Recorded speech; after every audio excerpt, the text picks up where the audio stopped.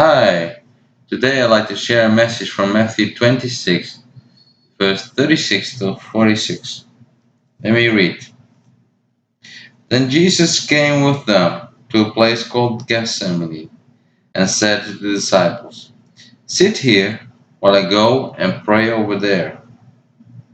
And he took with him Peter and the two sons of Zebedee, and he began to be sorrowful and deeply distressed.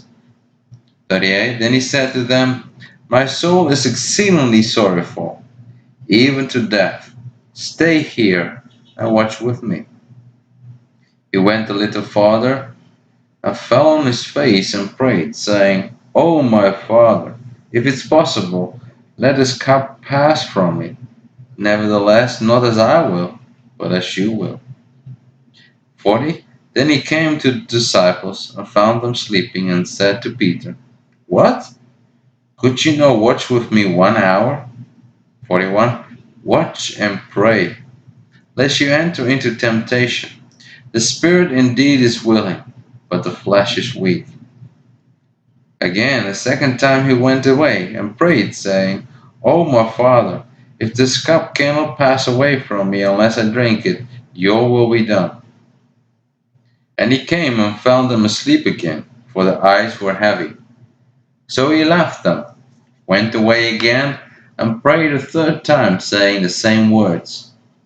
Then he came to his disciples and said to them, "Are you still sleeping and resting? Behold, the hour is at hand, and the Son of Man is being betrayed into the hands of sinners. Rise, let us be going. See, my betrayer is at hand." Today I'd like to look at a few verses and highlight the prayer life of Jesus. For example, let's start at verse 38. Then he said to them, "My soul is exceedingly sorrowful, even to death. Stay here and watch with me."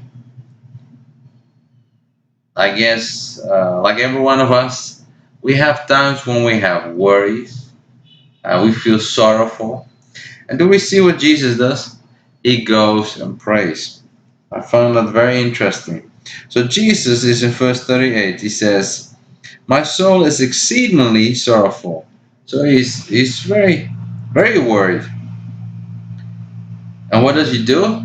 His response is to go and pray. He prays and prays to receive a peace of heart again. He takes his disciples with him, and as he's starting to pray, in 39, he went a little farther, fell on his face, and prayed, saying, "Oh, my Father, if it's possible, let this cup from me, nevertheless, not as I will, but as you will." Verse 40. Then he, then he came to the disciples and found them sleeping, and said to Peter, "What? Could you not watch with me 1 hour?" For me, this is an amazing statement. He says he was surprised that they were falling asleep. He said he was surprised they cannot even pray 1 hour.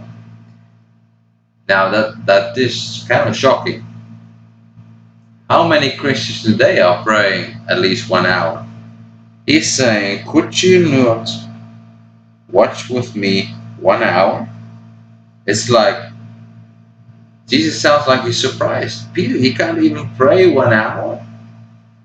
It's like, what's wrong? Today, how many of us Christians can pray an hour? Are you used to praying an hour? Is that easy for you or so hard? It looks like for Jesus it should be a normal thing. An hour sounds like it's a small thing. It's like the minimum. So I was very challenged by that. Could you not watch with me 1 hour? And at 41, watch and pray, lest you enter into temptation. The spirit indeed is willing, but the flesh is weak. We see in verse 41, Jesus gives us another reason for prayer. In verse 38, it says it's to give you peace, to take away your worries. But here in verse 41, it helps us against temptations. Now, who of us cannot use some help against temptations, against the fleshly desires? prayer seems to help for that. It looks like as we pray, we get more of God's grace in our lives, which means we will be able to overcome all these temptations. So there's another reason why we should pray. Pray so we will not be tempted and we will not fail and fall to the flesh. Now we see Jesus is doing this several times. 42 again, the second time, he went away and prayed. He prayed the same prayer. See, it looks like he still doesn't have peace. Verse 43. And he came and found them asleep again, for the eyes were heavy. 44. So he left them, went away again, and prayed a third time, saying the same word. See, it's not a problem to come to God again and again with the same things, the same heart. But the thing is that we see here, we need to keep praying until we receive God's peace. Jesus kept praying. He just went back. He just went back until he received peace. We see in verse 45 that he has peace. Then he came to his disciples and said to them, are you still sleeping and resting? Behold, the hour is at hand, and the Son of Man is being betrayed into the hands of sinners. Rise, let us be going. See, my betrayers are them. You see, he has peace about the decision of the Father. He has peace. He's prayed and prayed and prayed. He did it 3 times until he received his peace. And it's the same for us. If we're worried about something, we should be praying and praying until we receive peace about it. We also see a change of attitude, a change of heart. He has that peace that he has been wanting, and he just kept praying and praying until he received it. And also we see that he's ready for it. His heart is ready to accept the new challenge, to accept to face his betrayers. So through prayer, it can get our heart ready for the next challenge. It can get our heart in the right place for whatever we need to face. You see, prayer is so powerful. Jesus did it. We need to do it too. It helps us to receive peace. It helps us against temptation. And Jesus encourages us to pray at least an hour. Amazing. What challenge. Let us follow Jesus' example.